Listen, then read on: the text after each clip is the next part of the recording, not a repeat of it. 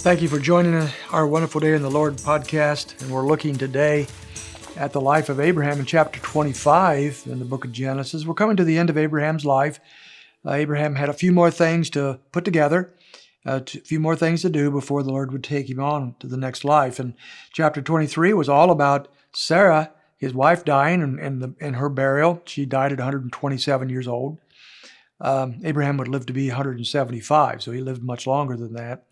The second thing we found is Isaac needed a wife, and so the next chapter, chapter 24, was all about what took place to bring him a bride suitable for him, a woman who would worship Jehovah with him and would be the mother that would result in the birth eventually of Jacob, who would carry on the family line and get the promises of the covenant.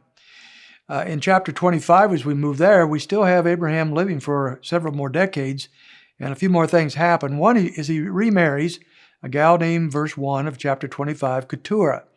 Now, Keturah bore him 6 sons that are mentioned here. Whether there's other daughters or something, we're not told, but he marries, she gives birth to 6 sons. And we don't know much more of anything about those boys. But we do know by verse 5, the Lord is going to give Abraham's going to give all that he has to Isaac. So Isaac is going to inherit all the great property and the blessings of Abraham. But he does give the sons of his concubine. So we see that Keturah doesn't seem to come up to the same level as Sarah as a wife, more of a concubine. Same thing with Hagar, who was the mother of Ishmael. But he gives his sons gifts while he's living, and he sends them away from Isaac. He doesn't want these boys, to influence Isaac for whatever reason, or Ishmael either.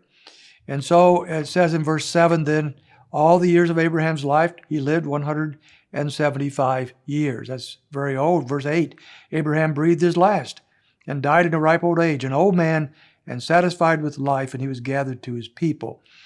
So there's a few things here of interest, not only his age, but when he died, it said that he died in a ripe old age, an old man satisfied with life.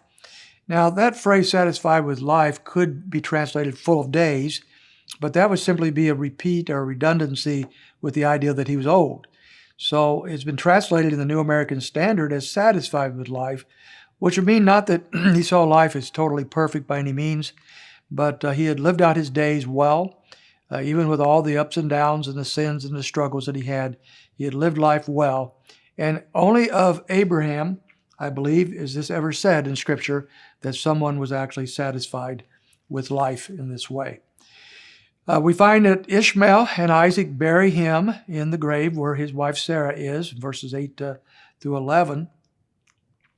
And then we have the descendants of Ishmael, and we just have their names here, the 12 princes that he has, which would be the leaders of 12 different nations.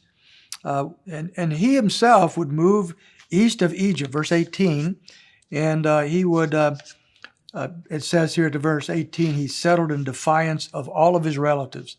And so, as was predicted by God earlier, he would be a wild donkey of a man.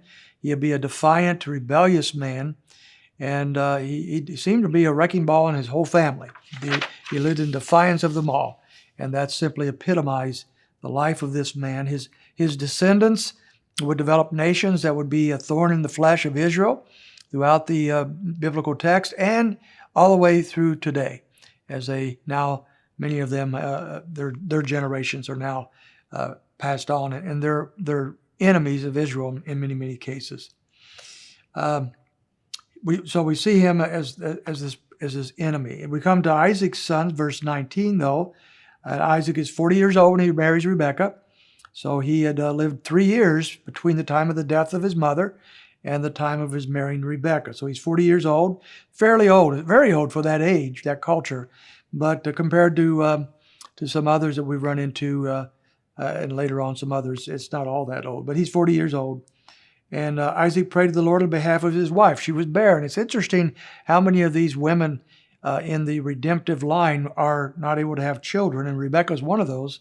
So he prays for her, and she conceives and has twins, as we know, Esau and Jacob would be the 2 twins. So we pick up that storyline here in this verse. We're going to leave off right there, and pick that up tomorrow, so I hope you can join us.